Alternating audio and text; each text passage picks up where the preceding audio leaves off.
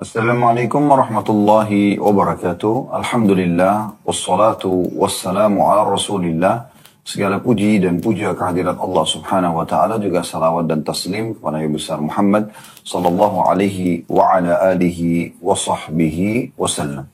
Saudaraku seiman, kita bertemu lagi biasa di hari Kamis siang hari untuk membedah buku Kuni Zaujatan Najihah. Jadilah istri yang sukses, dan penerbit menerjemahkan dengan Menuju Rumah Tangga yang Bahagia. Ditulis oleh Dr. Najla atau Najla Sayyid Nail Hafidahullah. Beliau seorang wanita dan juga doktor di bidang syariah, dan beliau coba menuangkan teori-teori agama dalam masalah rumah tangga, terutama secara khusus bagaimana seorang istri menjadi istri dan akhirnya rumah tangga itu menjadi berwarna yang indah, ya, beraroma yang wangi, dan juga langgeng rumah tangga tersebut serta dipenuhi dengan rahmat dan juga pahala yang melimpah dari Allah subhanahu wa ta'ala. Dan bab demi bab sudah kita jelaskan, dan hari ini kita sudah sampai pertemuan kemarin kita sudah bahas sampai di halaman 139. Sedikit saya reviewkan bahasan kita yang terakhir adalah bagaimana beliau beratkan agar setiap istri supaya dia selalu bahagia, maka dia coba untuk bersyukur kepada Allah terhadap apa yang telah Allah berikan kepada dia sebagai nikmat melalui suaminya. Apakah itu dari nafkah yang diberikan tiap bulan untuk kebutuhannya dia dan anak-anaknya, atau misalnya fasilitas yang telah diberikan Allah subhanahu wa ta'ala melalui suaminya seperti rumah, kendaraan, pakaian, dan seterusnya. Ya, perabot-perabot misalnya, selain daripada uang bulanan yang dipakai untuk konsumsi makanan dan minuman. Dan ini beliau mengingatkan dan mengangkat agar jiwa merasa tentram dalam setiap rezeki yang sudah Allah berikan, maka berpeganglah pada hadis ini, yaitu sabda Nabi SAW, "Unduru ila man asfala minkum wa la tanzuru ila man huwa fawqakum fa huwa ajdaru alla tazdaru ni'matallah." Lihatlah orang yang lebih rendah darimu dan jangan melihat orang yang lebih tinggi darimu, karena yang demikian itu lebih mampu untuk membuatmu tidak meremehkan nikmat Allah. Artinya selalulah lihat nikmat Allah itu walaupun kecil kita besarkan, sehingga kita selalu merasa ini adalah nikmat yang besar yang harus kita syukuri. Dengan cara, jangan melihat orang yang di atas. Kalau kita lihat orang yang lebih baik fasilitasnya, lebih luas rezekinya, maka kita tidak akan bersyukur. Allah subhanahu wa ta'ala lebih tahu kenapa si fulan diberikan lebih, kenapa si fulan diberikan sedang, kenapa si fulan diberikan kurang misalnya. Allah subhanahu wa ta'ala lebih tahu dengan hikmahnya sebagai pencipta, dan kita tugasnya adalah bersyukur dan juga menikmati apa yang sudah Allah berikan kepada kita. Dan teman-teman sekalian, dengan melihat orang yang lebih di bawah, kita akan selalu bersyukur. Contoh misal, Allah memberikan kepada Anda kendaraan motor. Jangan pernah lihat orang yang punya mobil, karena Anda tidak akan pernah bersyukur. Tapi lihat orang yang punya kendaraan motor seperti Anda, atau orang yang bahkan belum punya kendaraan motor sama sekali. Misalnya, dia masih menggunakan sepeda. Nah, ini contoh saja ya.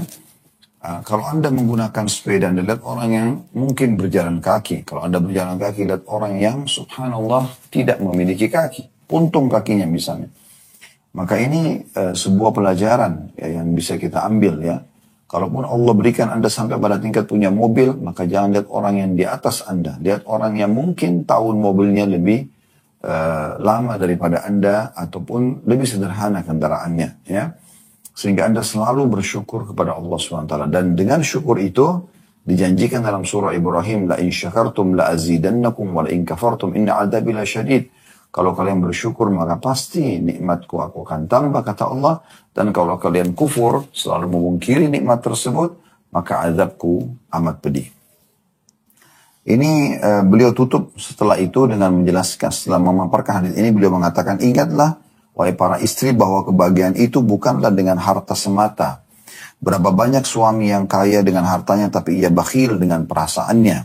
Sedangkan yang lain fakir dengan hartanya tapi kaya dengan perasaannya. Serta mencintai istri juga rumahnya. Hendaklah istri istri, hendaklah istri ya selalu ridho kepada suaminya, ya, dan mencintai suaminya atau ridho dengan penuh cinta. Karena kebahagiaan itu bukanlah dengan makanan, minuman, berhias, dan pakaian, juga perabot, serta memiliki emas dan mobil. Tapi kebahagiaan itu terletak pada dada dan hati yang tentram dengan cinta dan keimanan. Jadi ini yang merupakan target utama syariat dalam rumah tangga. Jadi bukan materi, tapi justru bagaimana sakinah, mawaddah, dan rahmah. Penuh dengan ketenangan, ketentraman, kasih sayang, dan saling perhatian satu sama yang lain. Baik, kita akan masuk teman-teman sekalian ke judul kita pada siang ini, yaitu menyikapi kesulitan ekonomi yang dilalui oleh suami.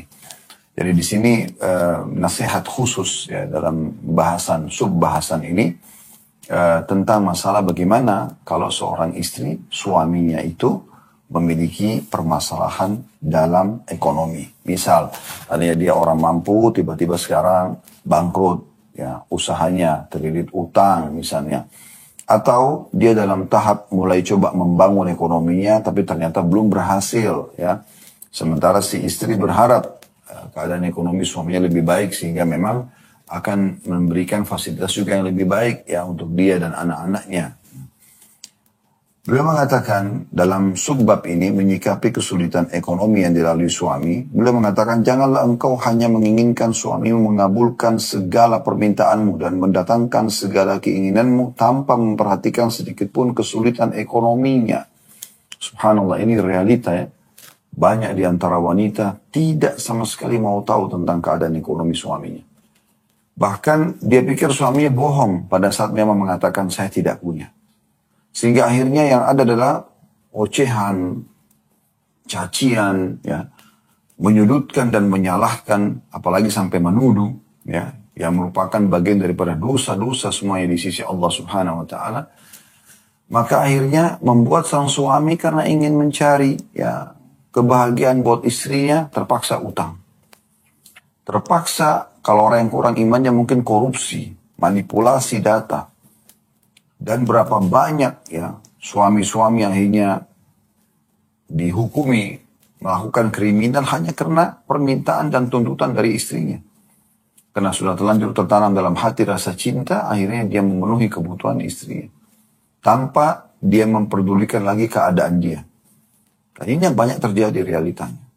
Subhanallah, bahasan ini penting sekali. Beliau langsung melarang setiap muslimah kalau mengaku beriman kepada Allah dan hari akhir, janganlah engkau hanya menginginkan suamimu mengabulkan segala permintaanmu dan mendatangkan segala keinginanmu tanpa memperhatikan sedikit pun kesulitan ekonominya. Tapi engkau harus memperhatikan kondisi psikis dan fisik yang sedang dialaminya. Tidak diragukan lagi bahwa ketidaktanggapan istri terhadap kondisi suami akan memperluas kerenggangan di antara suami istri tersebut. Ya, sampai pada tingkat nanti hanya suami jenuh. Karena yang ada, kenapa sih nggak kerja tambahan? Kenapa sih nggak lembur? Kenapa sih nggak begini dan begitu? Kenapa tidak seperti temanmu si fulan, atau sepupumu si fulan, atau keluargamu si fulan? Suami dibanding-bandingkan dengan laki-laki lain. Dan ini bagi laki-laki ini sangat mencoreng wibawa dia. Dan hal itu akan menghasilkan banyak efek-efek negatif, ya. Akhirnya suami mulai angkat suara. Uniknya, sebagian istri semoga Allah berikan hidayah, dia malah ya menilai suami di saat suaminya angkat suara, padahal dia pemicunya, ya. Subhanallah, di sini kemahadiran Allah, Allah akan catat dan akan diminta pertanggungjawaban hari kiamat. Ingatlah sabda Nabi SAW, awal yang dihisap pada hari kiamat bagi seorang wanita, sholat dan hubungannya dengan suaminya. Hati-hati saudari muslimah. Suamimu bisa surgamu atau jadi nerakamu. Dan itu yang kata Nabi SAW kepada seorang wanita yang datang ke rumahnya. Mengingatkan, hati-hati, suamimu adalah surgamu atau nerakamu. Di saat Anda bisa merangkulnya dengan penuh kasih sayang, Anda menanamkan kebahagiaan, kepuasan, Anda tunjukkan rasa berterima kasih dengan apa yang sudah dia siapkan, sehingga dia pun merasa pengorbanannya bernilai, maka itu pahala di sisi Allah SWT. Kata Nabi SAW dalam sebuah hadis, termasuk amal yang paling Allah cintai adalah memasukkan kegembiraan dalam hati seorang muslim. Itu umum. Apalagi kalau dasarnya orang yang memang telah berbuat baik yang sebenarnya Allah yang bebankan kewajiban tersebut seperti orang tua pada anaknya, suami pada istrinya, ya. Ini adalah hal yang wajib Anda syukuri dan berterima kasih.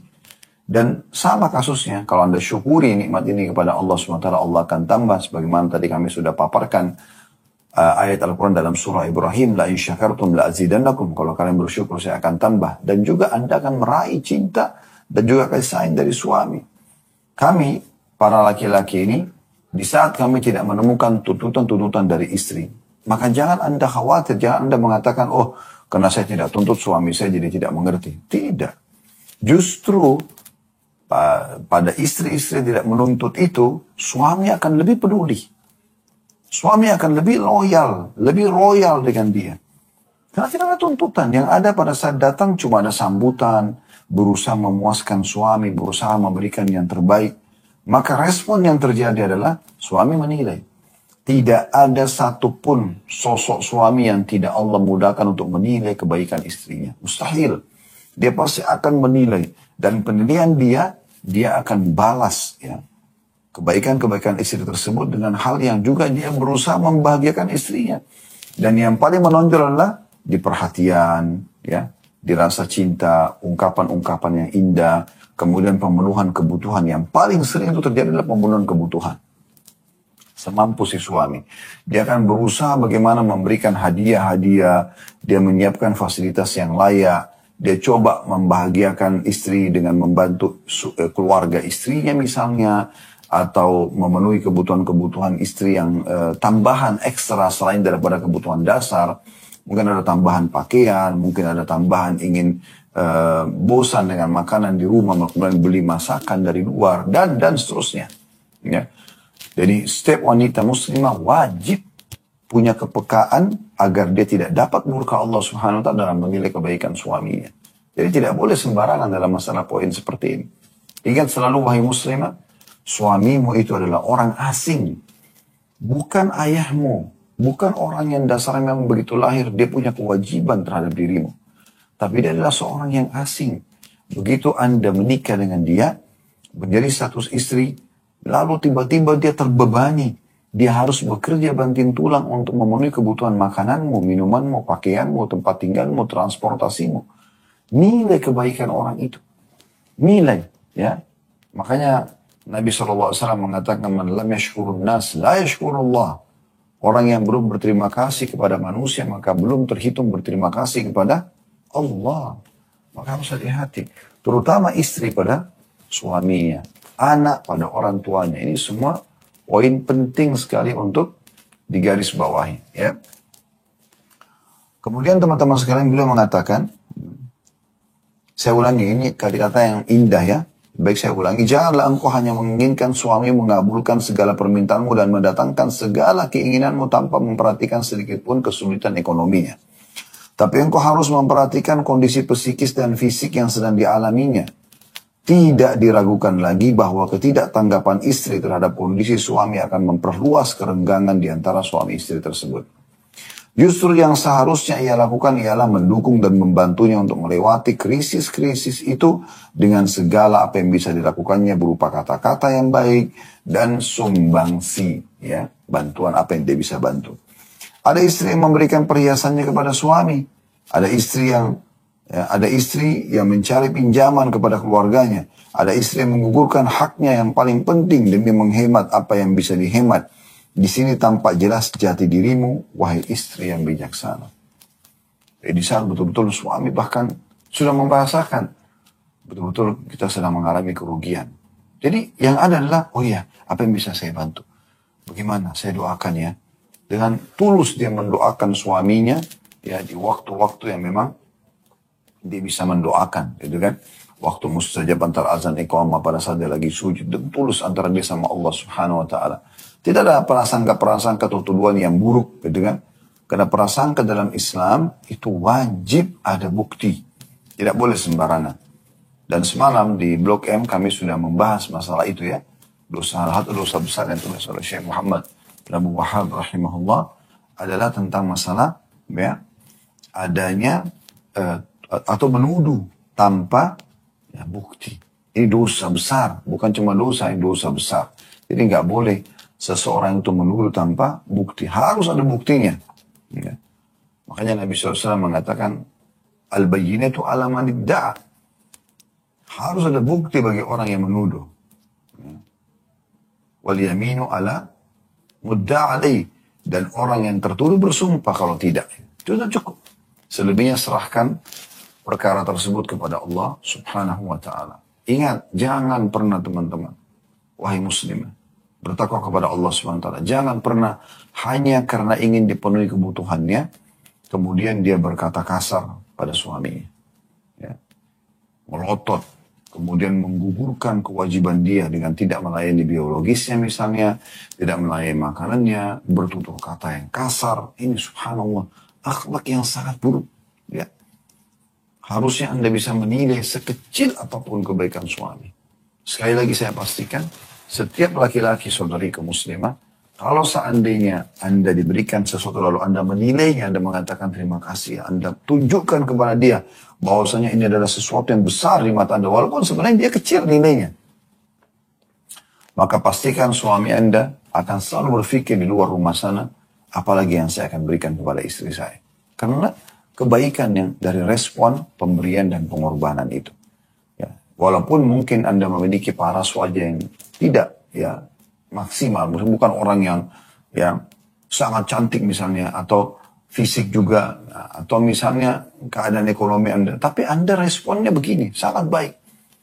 Maka suami tidak akan pandang semua kekurangan-kekurangan tersebut. Bagi dia adalah ini wanita yang baik buat saya, gitu kan. Walaupun dia cantiknya, mungkin dia wanita tercantik di dunia mungkin ya. Kemudian juga dia adalah wanita yang mapan dari sisi ekonomi sana. Tapi tutur katanya kasar, suka menghina, suka menuduh. Ini hanya ada kerenggangan dalam rumah tangga. Dan akhirnya bercerai puncaknya. Dan ini adalah kerugian yang luar biasa bagi Anda. Karena Anda kehilangan kunci surga. Saya ingatkan kembali sabda Nabi SAW. Ya, istri manapun yang meninggal lalu suaminya ridho, merasa kehilangan, ya, kecuali pasti akan masuk ke dalam surga. Ya, ini penting untuk digarisbawahi. Baik, kita masuk ke subjudul yang lain juga, jangan membelanjakan harta suamimu kecuali dengan izinnya. Ya. Di sana ada istri yang mengambil harta suaminya tanpa seizinnya atau tanpa sepengetahuannya. Baik karena ketamakannya atau karena tidak ada pemisah antara dirinya dengan suaminya. Padahal bagaimanapun keadaannya harta suami adalah amanah yang akan diminta pertanggungjawabannya pada hari kiamat nanti. Bukan hanya hartanya saja, tapi semua yang dititipkan di rumah itu. Ini paragraf penting sekali. Ya. Jadi kalau Anda diberikan ATM, ya, banyak di antara bapak-bapak itu membahasakan ke saya bahkan. Cuma saya tidak setuju dengan ini ya. Semua ya rekeningnya, semua ATM-nya, semua segala macam harta dia, istrinya yang atur semuanya. Jadi dia kehilangan wibawa sebagai seorang laki-laki. Yang harusnya dia yang mengatur dan dia yang memenuhi kebutuhan istrinya. Dia yang memberi, malah sekarang dia yang diberi. Sampai pada tingkat ada seseorang yang sempat umroh bersama kami. Dia sempat minta tolong, Ustaz bisa nggak bersama-sama untuk melihat gamis baju. Oh ya bisa insya Allah. Kemudian saya bilang, ayo kita jalan. Dia bilang sebentar, saya cek dulu Ustaz, karena ATM saya tidak tahu diisi berapa oleh istri saya. Loh, saya kaget. Loh, ATM itu punya antum? Iya. Terus uang yang diisi ke situ, uang antum juga? Iya. Cuma istri saya yang atur semuanya. Loh kok ini unik sekali gitu.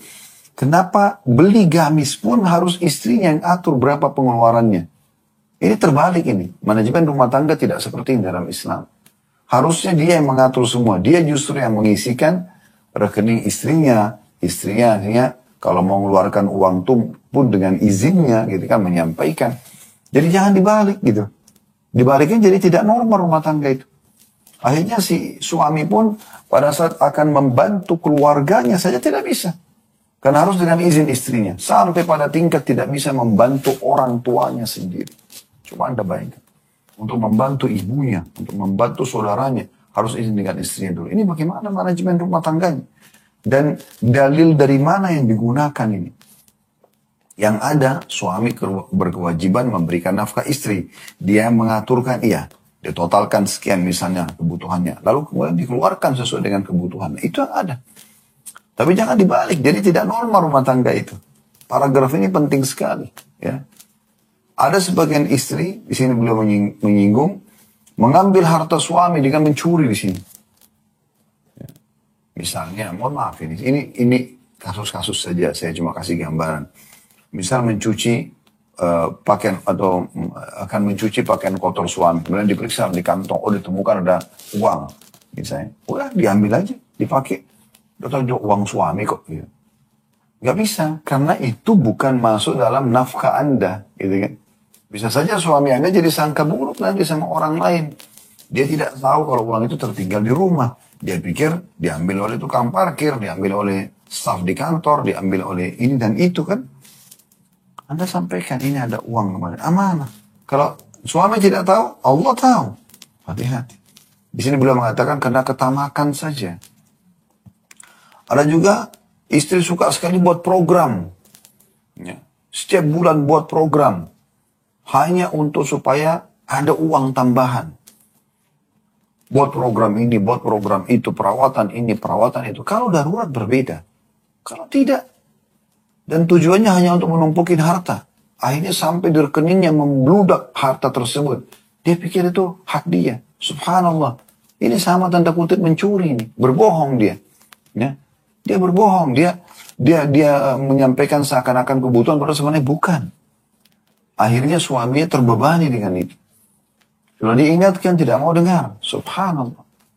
Di sini diingatkan semua akan diminta pertanggungjawaban ya di sisi Allah Subhanahu wa taala. Dan beliau mengatakan, padahal bagaimanapun keadaannya, harta suami adalah amanah yang akan diminta pertanggungjawabannya nanti pada hari kiamat. Bukan hanya hartanya saja, uang yang ada. Bahkan semua yang dititipkan di rumah tersebut. Saya pernah bahasakan kalau teman-teman masih ingat ya, para ummahat kita. Semoga Allah selalu memberikan hidayah kepada anda semuanya. Dan bisa menjadi istri-istri yang baik, yang salihah, yang justru mengejar ridha Allah dan surga dari suami dan rumah tangga anda. Allahumma amin. Banyak orang subhanallah ya tidak memahami bahwasanya setiap jengkar rumah yang suaminya titipkan, apakah kontrakan atau rumah, adalah tanggung jawab dia. Tidak boleh teman-teman sekalian wallpaper sembarangan main rusak, ya keramik pecah, ada masalah-masalah lah, gitu kan? Itu nggak boleh. Ya. Bahasakan ke suami, maaf ya, tadi ada kejadian begini. Walaupun anak anda yang lakukan, karena anda kan bertanggung jawab di rumah. Jangan sampai suami tanya, ini di mana? Oh, nggak tahu. Ini di mana? Oh, nggak tahu. Semuanya nggak tahu. Loh, barangnya di mana gitu? Sampai kadang-kadang ada suami yang membahasakan pada istrinya, memang barang ini punya kaki sampai bisa jalan sendiri kan? Nggak mungkin gitu kan? Tapi begitulah, dianggap tidak ada masalah. Padahal semua ini pertanggungjawabannya berat di sisi Allah SWT. Suamimu adalah surgamu, atau bahkan bisa jadi nerakamu. Hati-hati. Ya, jaga amanah-amanah itu. Apapun yang merupakan hak suami, ya, charger handphone, atau mungkin hal-hal mendasar kebutuhan dia, ya. Anda tahu, dia masuk rumah selalu dia cari. Ya udah, taruh di tempat yang istimewa, khusus memang rak itu atau lemari itu, ya, atau laci itu buat kebutuhan suami. Sehingga pada saat dia tanya, sudah ada. Atau bahkan pada saat dia belum masuk rumah pun, Anda sudah menyiapkan kebutuhan-kebutuhan dasarnya. Yang dia butuhkan dari kebutuhan mandi, kamar mandi semuanya sudah rapi, ya. Pakaiannya sudah tertata rapi semuanya. Ini amanah. Allah SWT akan minta pertanggungjawabannya. Ya. Dan dianggap remeh teman-teman. Dan juga kalau Anda menikmati itu sebagai sebuah perintah agama, Anda kejar pahalanya, Anda akan meraih ridha Allah, Tuhan Anda. Anda juga akan meraih cinta suami Anda. Karena itu yang sempat dikejar oleh setiap istri kan, bagaimana suaminya cinta pada dia. Lalu beliau mengangkat di sini sabda Rasulullah SAW, wanita adalah pemimpin di rumah suami dan akan ditanyai tentangnya, ya, tentang rumah tangga tersebut. Dan hamba saya adalah pemimpin terhadap harta tuannya dan akan ditanyai tentangnya. Ingatlah, setiap kalian adalah pemimpin dan setiap kalian akan diminta pertanggungjawaban tentang apa yang dipimpinnya. Hadis sahih riwayat Bukhari. Anda akan diminta pertanggungjawaban wahai muslimah, ya. Sendok, garpu, alat masak, semua yang diamanahkan di rumah. Itu akan diminta pertanggungjawaban. Hati-hati, jaga sebagai amanah. Ini bukan masalah pelit, bukan. Amanah. Barang-barang itu Anda beli dari uang suami bukan untuk Anda bengkalikan begitu saja. Sudah gitu kadang-kadang sudah salah nih. Dia yang rusak misalnya alat masaknya. Nih alat masak sudah tua nih, ganti aja. Minta dari hasil keringat orang dengan tidak santun. Dari mana wahai muslimah akhlak ini? Siapa yang mengajarkan kepada Anda? Buku apa yang Anda jadikan patokan? Ulama siapa yang Anda dengarkan? Ya. Tokoh masyarakat siapa yang Anda jadikan sebagai panutan? Kan jadi kacau semuanya. Gitu kan? Kalau rusak datang baik-baik, bertanggung jawab. Maaf mas, maaf bang, maaf siapa saja dipanggil suaminya. Maaf ini saya tadi pakai panci ini ternyata qadarullah begini dan begitu. Saya kemarin pada saat kita beli sendok dan garpu satu lusin itu, saya udah coba tata kembali pada saat dibersihkan oleh PRT atau saya sendiri. Saya tata ternyata ada berkurang satu set gitu. Saya nggak tahu di mana, tolong diikhlaskan. Begitu, tanggung jawab. Dengan dia bahasa begitu, suaminya akan mengatakan, baik nanti kita beli lagi. Pasti itu. Ya, insya Allah begitu bahasanya, itu jawabannya. Tapi di saat Anda salah, tapi tidak mau menyalahkan diri, akhirnya justru balik kepada suami. Sendok-sendok semua sudah banyak hilang tuh, beli baru lagi. Loh, suaminya mungkin bilang, kan baru ada. Nggak tahu sekarang nggak ada, pokoknya beli aja. Masa mau makan nggak pakai sendok, segala macam itu. Ini semua akan Allah tanya teman-teman sekalian. Ya, kadang-kadang suami itu karena dia masya Allah punya sifat dermawan, maka ya udahlah, beli aja lagi nggak apa-apa. Walaupun sebenarnya dia harus keluarkan duit plus lagi dengan kata-kata pahit dari istrinya. Dia paling pahit. Anda yang dapat dosa. Jangan Anda bilang, wah suami saya baik kok, udah nggak masalah. Tetap Allah akan tanya Anda nanti hari kiamat. Hati-hati. Ya, itu semua amanah. Jangan selalu mengatakan tidak tahu, tidak tahu, tidak tahu. Berapa banyak istri subhanallah sibuk, perawatan dia luar biasa. Untuk dirinya luar biasa, tapi untuk suaminya tidak sama sekali ada perhatian. Terus, itu semua belanja dari uang siapa? Kan dari uang suami gitu kan. Unik sekali gitu. Sebagian wanita subhanallah ada yang tidak punya dosa di luar sana, tapi punya dosa dengan suaminya. Ajaib luar biasa gitu. Ya. Syaitan goda dia untuk justru buat masalah dengan orang yang merupakan kunci kebahagiaan di dunia dan di akhirat. Wanita banyak berharap dicintai oleh laki-laki di luar sana. Tapi tidak pernah mendapatkan pasangan yang mau berkorban. Pasangan Anda sudah mau berkorban buat Anda. Jadi suami Anda memenuhi kebutuhan biologis Anda, memenuhi kebutuhan dasar makanan, minuman, pakaian, tempat tinggal. Bahkan menjadikan Anda sebagai ibu anak-anaknya. Anda masih bisa berkata kasar dengan dia. Demi Allah, wahai muslimah. Kalau Anda betul-betul memahami tentang kedudukan suami, Anda akan malu dengan suami itu. Anda akan santun dan ramah dengan dia. Makanya kata Aisyah radhiyallahu anha, kata-kata yang mulia. Beliau mengatakan, wahai para muslimah, wahai para wanita, kalau seandainya kalian tahu besarnya hak suami kalian di sisi Allah dari kalian, maka kalian akan mengambil debu telapak kaki suami kalian dan kalian letakkan di pipi kalian. Debu telapak kakinya diambil, letakkan di pipi kalian. Saking tingginya kedudukannya di sisi Allah SWT. Ayah Anda saja, yang merupakan adalah dari spermanya, itu menjadi nomor 2 setelah Anda menikah dengan suami Anda. Suami ini nomor 1 kan. Kenapa orang yang Allah suruh Anda urus itu cuma 1 orang ini? Suami saja. Anda rusak hubungan dengan dia. Ya, bertakwa kepada Allah subhanahu wa ta'ala. Beliau mengatakan juga terkadang istri menuntut sesuatu melebihi kebutuhannya. Karena takut suami menikah lagi. Begitulah dugaannya. Sebaliknya ketika suami merasa istrinya menghamburkan hartanya, hatinya merasa kesal dan terkadang hal itu mendorongnya untuk menikah lagi. Kadang-kadang juga ada pemicu begitu ya. Ada seorang istri terus saja sibuk. Ya. Mohon maaf. Dia terus saja mengorek terus uang suami. Cari pendapatannya dari mana. Sebenarnya selain untuk ketamakan dia untuk mengumpulkan hal tersebut, juga karena ketakutan dia yang tidak ada sebenarnya. Suaminya akan menikah lagi. Teman-teman sekalian, berapa laki-laki yang poligami di muka bumi ini? Jauh lebih sedikit dibandingkan orang yang monogami. Poligami itu juga sebuah hukum, bukan alat untuk bermain. Dan juga kalau melangkah pasti kan ada tujuan-tujuan dan ada targetnya, gitu kan? Jangan Anda melahirkan, membuat satu program yang Anda tidak sadari sebenarnya itu jadi pemicu justru suami menikah lagi. Itu yang beliau singgung di situ. Justru karena banyak tuntutan ya sudah, mumpung banyak tuntutan sekalian aja saya nikah juga sama orang lain. Dan ternyata wanita lain ini mungkin lebih qanaah, lebih bersyukur, lebih berterima kasih. Akhirnya cintanya pindah kepada istri yang lain. Di saat Anda tuntut mau cerai, ya sudah cerai. Dia tidak peduli. Karena bagi dia Anda menyakitkan saja kerjanya. Kan bisa terjadi begitu. Ya. Jadi nggak perlu seperti itu. Jangan dihantui tanda kutip dengan perasaan-perasaan yang Anda buat-buat sendiri. Lalu kata beliau, istri yang cerdas hendaknya memahami hal ini. Karena ikatan pernikahan yang bahagia itu jauh lebih kuat dibandingkan harta apapun. Paragraf terakhir dalam subjudul ini beliau mengatakan, terkadang istri mengambil harta suami tanpa sepengetahuannya demi membantu keluarganya. Ini bukanlah haknya. Ia tetap wajib meminta izinnya. Yakinlah bahwa dengan meminta izin untuk keperluan tersebut, kelak ia akan lebih dermawan dan lebih banyak membantu keluargamu. Maksudnya di saat kita membahasakan baik-baik. Dan itu betul-betul darurat ya. Bukan setiap keluarga kita sampaikan langsung kita sampaikan ke suami. Sehingga jadi beban bagi suami. Setiap kali minta bantuan pasti disampaikan. Enggak. Anda sortir. Siapa di antara keluarga Anda memang betul-betul yang butuh. Bukan semua orang.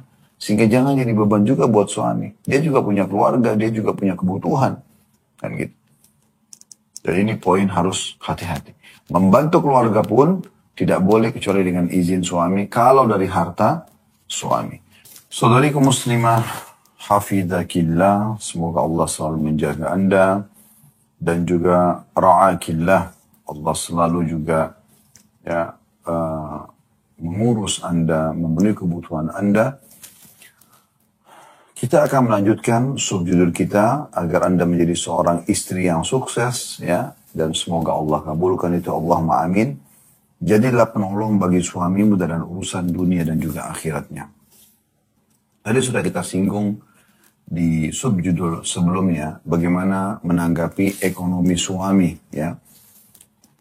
Dan bagaimana seorang istri justru hadir dalam kehidupan suami untuk meringankan beban-bebannya. Bukan justru dia hadir menjadi seorang atau beban baru dalam hidupnya selain beban pekerjaan dan beban-beban yang lainnya.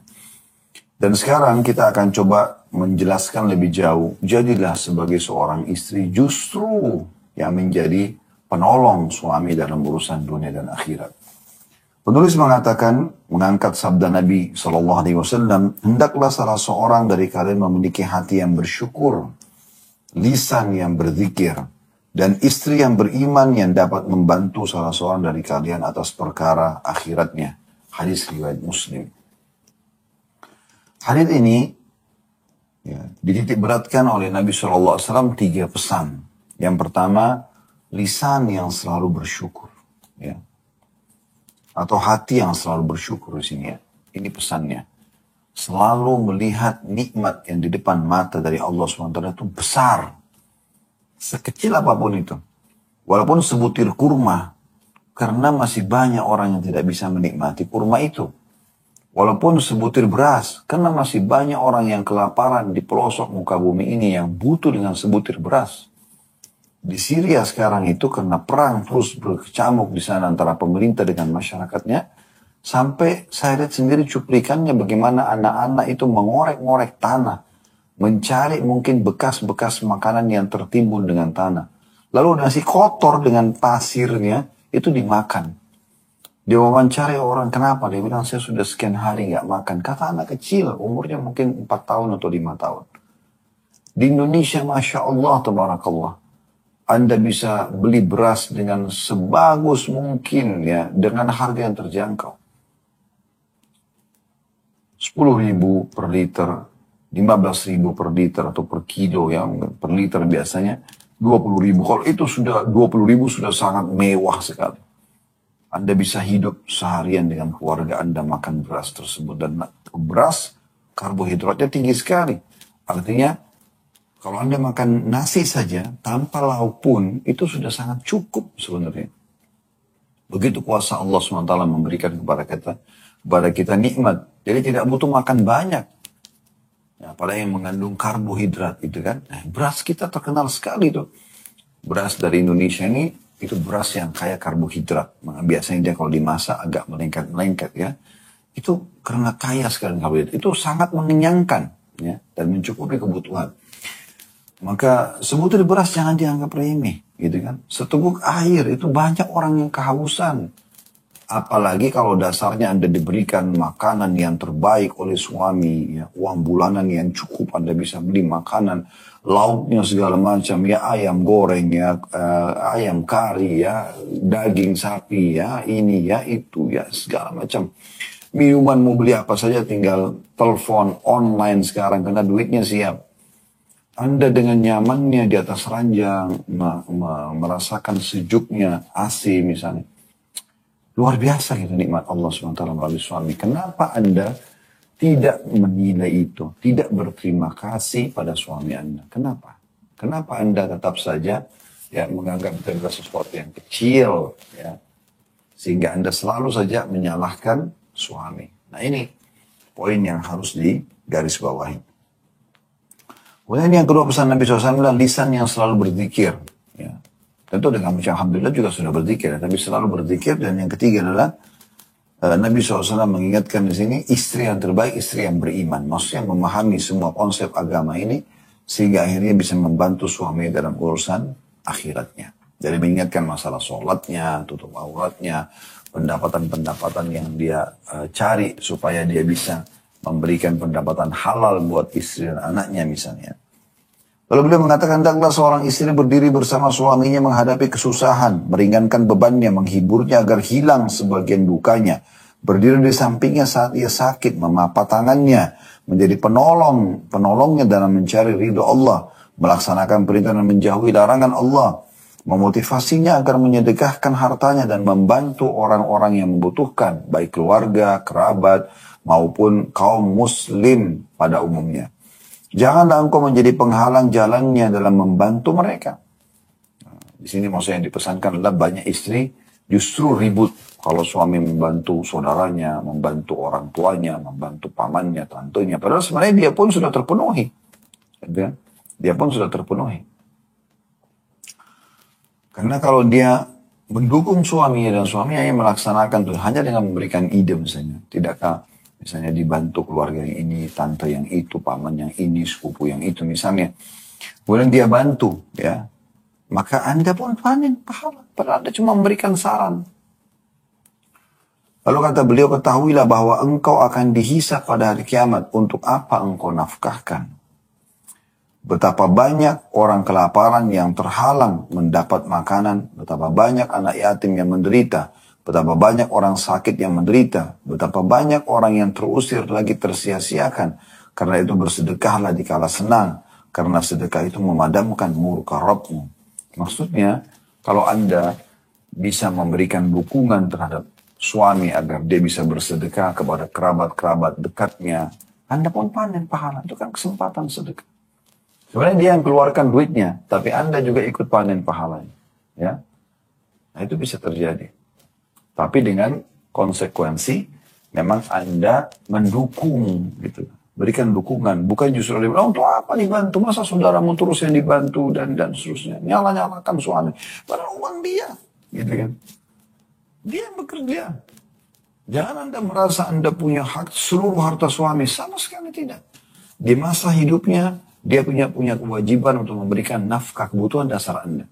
Makan Anda, minum Anda, pakaian Anda, tempat tinggal Anda, transportasi Anda. Pada hari itu, besok dia meninggal sudah gugur kewajiban dia. Pada saat dia meninggal pun Anda hanya punya ya 1/8 kalau Anda punya ya anak-anak.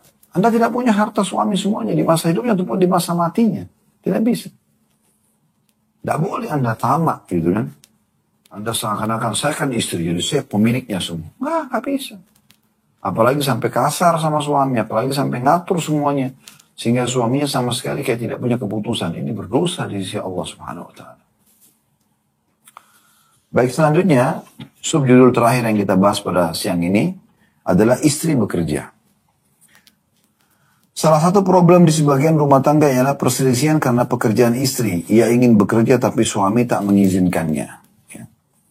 Bisa jadi suami melakukannya karena tidak suka istrinya bekerja dan ia menginginkan istrinya merawat anak-anaknya dan menyiapkan untuknya berbagai faktor kenyamanannya.